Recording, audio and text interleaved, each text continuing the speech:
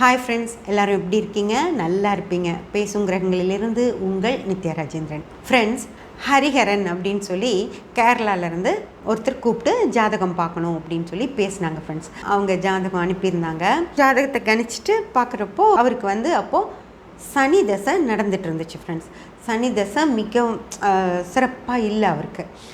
அப்போது கண்டிப்பாக அவர் ஏதோ ஒரு பிரச்சனையில் பாதிக்கப்பட்டிருப்பார் அப்படின்னு சொல்லி நல்லா பார்த்தப்போ 2ஆம் பாவம் 4ஆம் பாவம் எல்லாம் கெட்டு இருந்துச்சு அவங்களுக்கு.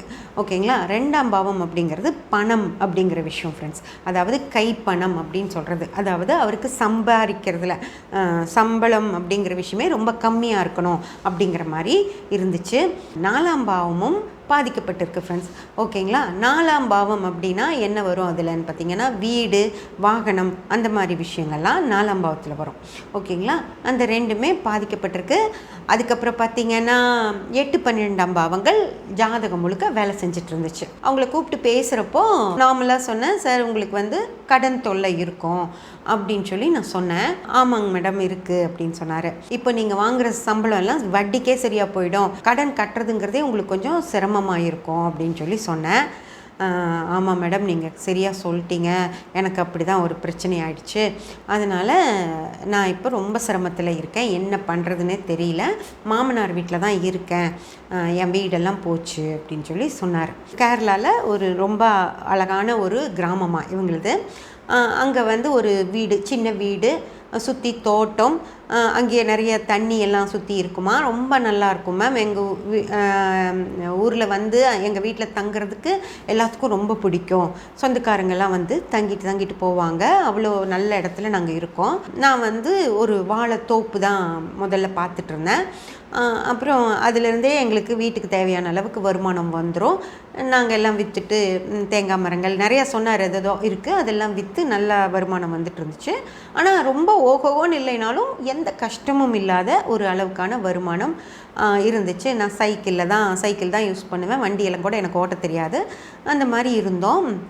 எனக்கு ஒரு அக்கா இருக்காங்க. அவங்களுக்கு திருமணம் சின்ன வயசுலேயே, அவங்களோட 16 வயசுலேயே அவங்களுக்கு திருமணம் செஞ்சு வச்சிட்டோம்.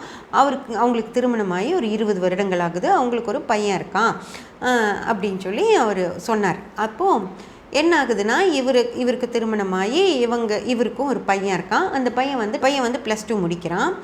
முடித்ததும் அவனை காலேஜில் சேர்த்தணும். எங்கேயாவது ஹாஸ்டலில் தான் விடணுமா. இவங்க இருக்கிற இடத்துல இருந்து காலேஜெல்லாம் பக்கமாக இல்லை, எங்கேயாவது ஹாஸ்டல் போகணும்.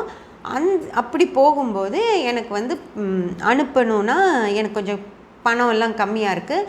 அவன் நினைக்கிற மாதிரியெல்லாம் எடுத்து அனுப்புறதுக்கு நான் சிரமமாயிடும். அதனால் அப்பா அம்மா கிட்ட சொல்லி இந்த மாதிரி நம்ம இடத்துல கொஞ்சம் இடத்த விற்றுடலாம், வீட்டுக்கு முன்னாடி இருக்கிற ஒரு இடத்த விற்றுட்டு அவனுக்கு ஃபீஸ்லாம் கட்டணுமா நான் அப்படின்னு நான் கேட்டேன். எங்கள் அப்பா அம்மா சரின்னு சொன்னாங்க. ஆனால் அக்காவும் சைன் பண்ணணும் இல்லையா, அதனால் அவங்க ரொம்ப வசதியாக நல்லா இருக்காங்க. அதனால் அவங்க அக்கா கிட்ட கேட்குறக்காக அவர் போகிறாரு. அவங்க அக்கா என்ன சொல்லியிருக்காங்க, சரி ஒன்றும் பிரச்சனை இல்லை, நீ விற்றுக்கோ அப்படின்னு சொல்லி அவங்க அக்காவும் சொல்லிட்டாங்க.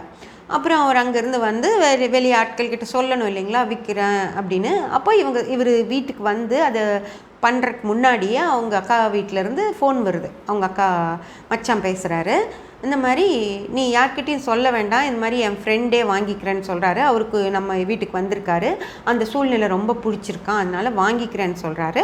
நீ யார்கிட்டையும் சொல்லாத, நான் ஏற்பாடு பண்ணுறேன், ஒரு 2-3 நாளில் ஏற்பாடு பண்ணுறேன்னு சொல்லிட்டாரு. அப்புறம் எல்லாம் அவங்க பேசுகிறாங்க, முடிக்குது. இவங்க அக்கா வீட்டுக்காரரு, அவங்களோட பையன் எல்லாருமே வர்றாங்க. எல்லாம் பேசுகிறாங்க. அவங்க ஃப்ரெண்டும் வர்றாரு, அவரும் பேசுகிறாரு. அப்புறம் இவங்க ரிஜிஸ்டர் பண்ணுறாங்க. அவங்களுக்கு ரிஜிஸ்டர் பண்ணுறப்போ ரிஜிஸ்டர் ஆஃபீஸ்க்கும் அக்கா பையன் எல்லாருமே வந்திருக்காங்க, அக்கா வீட்டுக்காரரு எல்லாம் வந்திருக்காங்க, அந்த ஃப்ரெண்டும் வந்திருக்கார். ஓகேங்களா? அப்புறம் எல்லாம் பேசுகிறாங்க, முடிக்கிறாங்க. அவங்க ஃப்ரெண்டு பேரில் வாங்குறாங்கன்னு சொல்லி இவங்க அப்பா அம்மா, இவரோட மனைவி, பையன் எல்லாருமே போய் எல்லாரும் சைன் பண்ணியாச்சு. சைன் பண்ணிட்டு வீட்டுக்கு வந்தாச்சு. பத்திரம் ரிஜிஸ்டர் ஆகிடுச்சு. அவர் என்ன சொல்கிறாருன்னா, நீங்கள் எப்போ போல் யூஸ் பண்ணிக்கோங்க, நான் எப்போ வீடு கட்டுறனோ இல்லை என்னது அது பண்ணுறனோ அப்போ நான் பார்த்துக்கிறேன்னு அவன் ஃப்ரெண்டு சொல்லிவிட்டு போயிட்டார். இவங்க எப்போ போல் இருக்காங்க. அப்புறம் அந்த பையன் காலேஜ் போகிறான், அவன் ஏதோ படித்து முடிக்கிறான். அவங்களுக்கு திருவாண்டரத்தில் வேலை கிடைக்கிது அந்த பையனுக்கு. அந்த பையன் அங்கே வேலை செய்கிறதுக்காக போயிட்டான். ஓகேங்களா? அந்த இது முடிஞ்சிருச்சு. அப்போது அந்த ஃப்ரெண்டு வந்து ஒரு நாள் வராரு வீட்டுக்கு. வந்துட்டு இந்த மாதிரி நான் இடத்துல வீடு கட்டலான்னு இருக்கேன், நீங்கள் வீடு காலி பண்ணுங்க அப்படின்னு சொல்லி சொல்கிறாரு.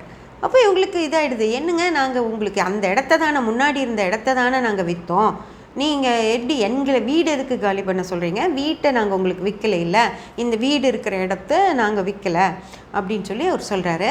அப்போது அவர் சொல்கிறார், இல்லை இல்லை நீங்கள் மொத்த இடத்தையும் தான் எனக்கு விற்றீங்க, நான் உங்களுக்கு பணம் செட்டில் பண்ணணும்ல அப்படின்னு சொல்லி சொல்கிறாரு. இல்லை சார், நான் வந்து இந்த இடத்த விற்கிறதா தான் நான் எங்கள் மச்சாங்கிட்ட சொன்னேன், அவர் வந்து உங்களை கூப்பிட்டு வந்தார், அவர் சொன்னார், நான் கையெழுத்து போட்டேன், நான் பத்திரம் ஒரு மச்சான் சொல்கிறப்ப எதுக்கு பத்திரத்தையெல்லாம் படித்து பார்க்கணும், அக்கா தான் கூடவே வராங்க, என்ன படித்து பார்க்கணும், அதனால் நான் ஒன்றும் பார்க்கல, எனக்கு தெரியாது, நான் வந்து அந்த இடத்த மட்டும்தான் உங்களுக்கு விற்றேன் அப்படின்னு சொல்லி சொல்கிறாரு. அவர் இல்லை, இங்கே பாருங்கள் நீங்கள் எல்லாம் விற்றுட்டீங்க, நீங்கள் எங்கே வேணாலும் வக்கீல்கிட்ட கூட பேசி பாருங்கள் அப்படின்னு சொல்லி அவர் சொல்லிட்டு போயிட்டார். ஓகேங்களா. அதுக்கப்புறம் தான் இவங்களுக்கு ஏதோ தப்பு நடந்திருக்கு அப்படின்னு புரிஞ்சு போய் வக்கீல்கிட்ட இந்த மாதிரியெல்லாம் பேசுகிறாங்க. சரி அந்த பத்திரம் எல்லாம் கொடுங்க, என்ன நடந்துச்சு, அது யார் வாங்கினாரில்ல அதெல்லாம் வாங்கிட்டு வாங்கன்னா அதெல்லாம் இவங்கக்கிட்ட ஒன்றுமே இல்லை, கையெழுத்து போட்டுட்டு வந்துட்டாங்க, அவ்வளோதான். அப்போ நான் மச்சாங்கிட்ட பேசுகிறேன் அப்படின்னு சொல்லி அவர்கிட்ட போய் பேச போகிறாங்க. அவர் என்ன சொல்லிடுறாருன்னா, அதெல்லாம் எனக்கு தெரியாது, அவன் என்னமோ எழுதிட்டு வந்தான், நீ கையெழுத்து போட்ட, நான் என்ன பண்ண முடியும் அப்படின்னு சொல்கிறாரு. அப்போது நீங்கள் கூட வந்தீங்கல்ல, நீங்கள் அக்கா வந்தாங்க, நீங்கள் வந்தீங்க, பையன் வந்தான், அப்போது நீங்கள் எல்லாரும் வர்றப்போ நீங்கள் சொல்லி தான் அவர் ஏதோ செஞ்சுருக்காருன்னு சொல்லி தானே நான் சைன் பண்ணேன், நீங்கள் இருக்கப்போ நான் எப்படி பத்திரம்லாம் படித்து பார்க்க முடியும், நீங்கள் இருக்கீங்கிற தைரியத்தில் தானே நான் இதை செஞ்சேன், இப்போ இப்படி சொல்கிறீங்களே அப்படின்னு சொல்லி அவர் கேட்குறாரு. இப்போ அவர் சொல்கிறாரு, இல்லை எனக்கு தெரியாது, அவன் என்ன சொல்கிறானோ அதை நீ செஞ்சுக்கோ அப்படின்னு சொல்லி சொல்கிறாரு. என்ன பண்ணுறதுன்னு தெரியாமல் திரும்பி வந்துட்டு அவங்க அப்பா அம்மா கிட்ட சொல்கிறாங்க. ஒரு 2 நாளில் அவர் திரும்பி வந்து இந்த மாதிரி நீங்கள் வீடு காலி பண்ணி தான் ஆகணும், நான் எல்லாம் தான் வாங்கினேன்னு, அப்படி இல்லை நான் கோர்ட்டுக்கு போகிறேன்லாம் சொன்னால் எதுவும் இல்லை அவங்கக்கிட்ட, இவங்க வீட்டு டாக்குமெண்ட் இருக்குது, ஆனால் அதில் எந்த எவிடன்ஸும் இல்லையே, அந்த பத்திரத்தில் என்ன எழுதுனாங்கங்கிறது அவர்கிட்ட தான் அந்த பத்திரம் இருக்கும், அப்படி எல்லாமே போயிடுச்சு. அதுக்கப்புறம் இவங்க என்ன பண்ணுறதுன்னு திரும்பி அக்காவை தவிர அவருக்கு யாரும் இல்லை, அவங்கக்கிட்ட போனால் சும்மா இங்கே வராத, எங்களுக்கும் இதுக்கும் எந்த சம்மந்தம் இல்லை அப்படின்னு சொல்லி சொல்லிடுறாங்க. அப்புறம் அவர் வந்து வீட்டை காலி பண்ண சொல்லி சொல்லும்போது இவர் வேறு வழி இல்லாமல் அவங்க வெளியே போகலாம் அப்படின்னு பிளான் பண்ணி அவங்க கிளம்புறாங்க. அப்போ என்ன சொல்லிடுறாங்கன்னா, அப்பா அம்மா போக வேண்டாம், நீங்கள் மட்டும் போனால் போதும்னு சொல்லிடுறாங்க. அவங்க மனைவி, அவங்க பையன், அவர் பையன் திருவனந்தபுரத்தில் இருக்கார் முதலே, மனைவியும் உங்கள் ஹஸ்பண்டும் நீங்கள் வெளியேறுங்க, உங்களுக்கு தேவையான சாமான்கள் எல்லாம் எடுத்துகிட்டு போங்க, அப்பா அம்மா போக வேண்டாம், அவங்க வயசான காலத்தில் ஏன் அவங்க போகணும், நீங்கள் மட்டும் போங்கன்னு சொல்கிறப்போ அவங்க மனைவிக்கு சந்தேகம் வருது.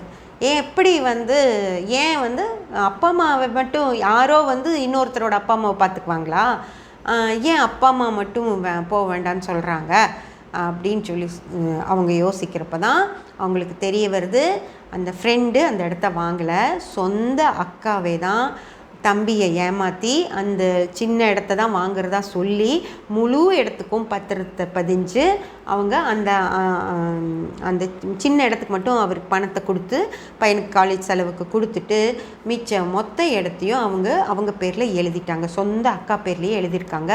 அவங்க எல்லோரும் சைன் பண்ணியிருக்காங்க.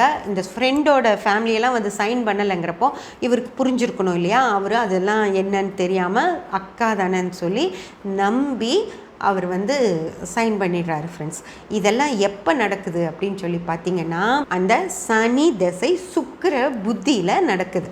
சுக்கிரன் அப்படிங்கிறது யாருன்னு பார்த்தீங்கன்னா அக்கா. ஓகேங்களா, பெண்கள். சுக்கிரன் அப்படிங்கிறது பெண்கள், இளம் வயது. அக்காங்கிறப்போ ஒரு 2 வயசு தானே பெரியவங்களாக இருப்பாங்க. அந்த மாதிரி இளம் வயது பெண்ணால் அவரோட மொத்த வாழ்க்கையுமே அழிஞ்சு போகுது. ஓகேங்களா, எதுவுமே இல்லாமல் அப்போ வாங்கின பணத்தையும் பையனை படிக்க வைக்கிறதுக்கு செலவு பண்ணிட்டாரு. இப்போது ஒரு வீடு கூட இல்லாமல் ஒரு வெளியேற்றப்படுறாரு சொந்த அக்காவாலேயே. ஓகேங்களா, வெளியே போயிட்டு நல்ல வேலை கடவுள் அவருக்கு பண்ண விஷயம் அவரோட பையன் ஒரு வேலை செஞ்சிட்டு இருந்ததுனால ஏதோ அவங்க ஒரு மரியாதையான ஒரு வீடு, சாப்பாட்டுக்கு கஷ்டமில்லாத ஒரு வாழ்க்கை இப்போ அவங்க வாழ்ந்துட்டுருக்காங்க. அவர் அதை தான் கேட்டு ஃபோன் பண்ணியிருந்தார், இது எனக்கு திரும்ப கிடைக்குமா, இந்த மாதிரி ஆயிடுச்சு, எனக்கும் ஒன்றும் இல்லை, என் பையனுக்கும் ஒன்றும் இல்லை, இப்படி ஏமாந்து போயிட்டோம், சொந்த அக்காவாலேயே நான் ஏமாந்து போயிட்டேன் அப்படின்னு சொல்லி அவர் எனக்கு ஏதாவது திரும்ப கிடைக்குமா மேடம் அப்படின்னு சொல்லி கேட்டிருந்தாரு. ஆனால் சனி திசையில் சுக்கிர புத்தி ஃப்ரெண்ட்ஸ், அதாவது சனி திசையில் முதல்ல சனி புத்தி வரும், அடுத்து புதன் புத்தி வரும், அப்புறம் கேது புத்தி, அதுக்கடுத்து சுக்கிர புத்தி வரும். சுக்கிர புத்திக்கு அப்புறம் வர்ற சூரிய புத்தி, சந்திர புத்தி, செவ்வாய் புத்தி, ராகு புத்தி, குரு புத்தின்னு 5 புத்திகள் சனி திசையிலேயே இருக்குது. சனி 19 வருட தசா காலம். அந்த சனி 8-12 வச்சு நடக்குது அவருக்கு. அதில் சுக்கிரனும் அவருக்கு 8-12 வச்சு நடக்குது. மனைவியால் அவருக்கு எந்த உபயோகமும் இல்லை. ஏன்னா சுக்கிரன் அப்படிங்கிறது மனைவி அவருக்கு வேலைக்கு போகலை, அம்மா வீட்டிலேருந்தும் பெரிய சொத்தெல்லாம் கொண்டு வரல அந்த பொண்ணும். அந்த மாதிரி மனைவியாலேயும் அவருக்கு உபயோகம் இல்லை. சுக்கிரனுங்கிறது இளம் வயது பெண்கள் அப்படிங்கிறப்ப அக்கா அப்படிங்கிறவங்க சுக்கிரனில் தான் வருவாங்க. அவங்களும் அவரை ஏமாத்திருக்காங்க. சனி புத்தி முடியவே இல்லை. அந்த சனி புத்தியிலையும் எதுவுமே 3ஆம் பாவத்தை வச்சு அவருக்கு நடக்கவும் இல்லை. அவருக்கு இன்னொரு தடவை ஏதாவது பத்திர பதிவெல்லாம் நடக்கிற மாதிரியோ இது அவருக்கு திருப்பி கிடைக்கிற மாதிரியோவான சூழ்நிலை இல்லை. அதனால் நான் சொல்லிட்டேன், இன்னும் சனி முடிகிற வரைக்கும் உங்களுக்கு இதுக்கு திருப்பி வரும் அப்படிங்கிற வாய்ப்பே இல்லை. அதுவும் இல்லாமல் தெளிவாக அவங்க அழகாக எழுதிட்டாங்க, பையன்கிட்ட இருந்து கூட கையெழுத்து வாங்கிட்டாங்க. ஸோ இனி இது வர்றதுக்கான வாய்ப்பு இல்லை சார். இனி போய் நீங்கள் பையன் கூடயாவது நிம்மதியாக இருங்க, இதையெல்லாம் மறந்துடுங்க. அதே போல் உங்கள் கருமா மொத்தமாக கழிஞ்சிருச்சு. உங்களை ஏமாற்றி அவங்க வாங்கிட்டாங்க இல்லையா, அதில் உங்கள் கருமா மொத்தமாக கழிஞ்சிருச்சு. அதனால் சாமி அவங்கள பார்த்துக்குவாரு. நீங்கள் அவங்கள திட்டுறதோ இல்லை அவங்கள வெறுக்கிறதோ செய்யாதீங்க. உங்கள் அப்பா அம்மாவை அவங்க பார்த்துக்குறாங்கல்ல, அதனால் பரவாயில்ல அப்படின்னு விட்டுருங்க. இது முடிஞ்சிடும், நீங்களும் நிம்மதியாக இருங்கன்னு சொல்லி சொன்னேன். இனி வரதுக்கான வாய்ப்பு இல்லை அப்படின்னு சொன்னால் அவர் கொஞ்சம் வருத்தமாக தான் இருந்தது அவருக்கு.